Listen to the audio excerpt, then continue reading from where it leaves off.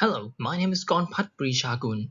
Today I'll walk you through our diffusion autoencoders. Our goal is to learn a latent code that has two key properties.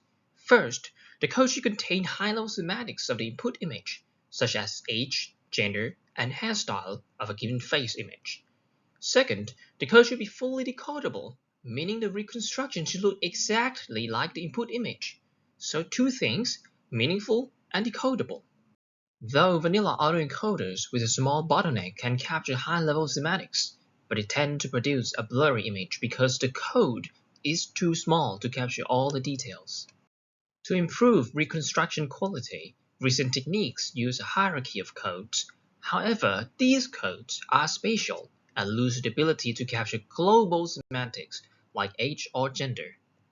Introducing diffusion autoencoders. To understand DiffAE, let's consider a diffusion implicit model, or DPM, that can generate high-quality images from a noise map using a deterministic denoising process. One key implication is that we can run this backward and convert the image back to the noise map. Starting from an input image to the noise and back looks like an autoencoder already, with the noise map as its latent code. Unfortunately, this latent code lacks meaningful semantics, which is a problem DiffAE will address. Our key idea is to augment the whole diffusion process with a semantic code from a CNN encoder. Now, each and every diffusion step will be conditioned on the semantic code. The whole thing learns both to come up with a useful code and also to utilize it well for generating an image. So, DiffAE can encode an input image to a compact semantic code and a stochastic noise map, which together allow near-perfect reconstruction. To see what I really encode in them, we did the following experiments. First, we encode this image, but we throw away the noise map and resample it from a normal distribution. The decoded image looks similar to the input overall, but is no longer the same. We repeat this with multiple noises. With the semantic code fixed, the low-level changes like hair patterns and wrinkles we observe here signify parts that are captured in a noise map. Here we also test whether the semantic code does indeed contain semantic attributes like age or gender. If our semantic code contains gender information, we could train a linear classifier on only the semantic code to predict the gender well. And we could. We performed this test on the CVPR HQ dataset.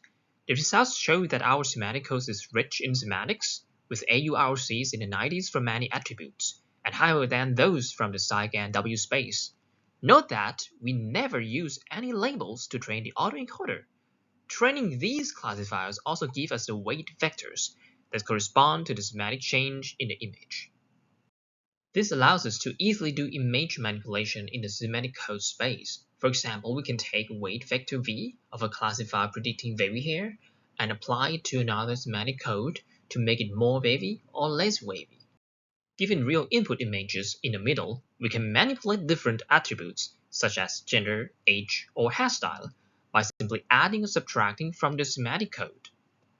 DiffAE also allows smooth interpolation between any two real images simply by interpolating their semantic codes, thanks to our meaningful and linear latent space. Another key benefit of DiffAE is faster denoising. Here we show that what DiffAE produces in 10 steps match what DDIM produces in 50 steps, measured in LPIPs. As an autoencoder, DiffAE is not a generative model by default, because it needs a semantic code from the input. So to sample a semantic code without any input image, we learn another DDIM to sample from the latent distribution of the semantic codes. We can now sample a semantic code and a noise map to generate an image unconditionally. Our method produces high-quality samples with comparable FIDs while requiring 50% fewer steps compared to the DDIM across various datasets. To conclude, we proposed an autoencoder that renders good images with near-perfect reconstruction, a framework for learning compact semantic representations useful for downstream tasks, and a straightforward solution to many image applications, which doesn't involve GAN and its error-prone inversion to operate on real images. Our code is online, and thank you for watching.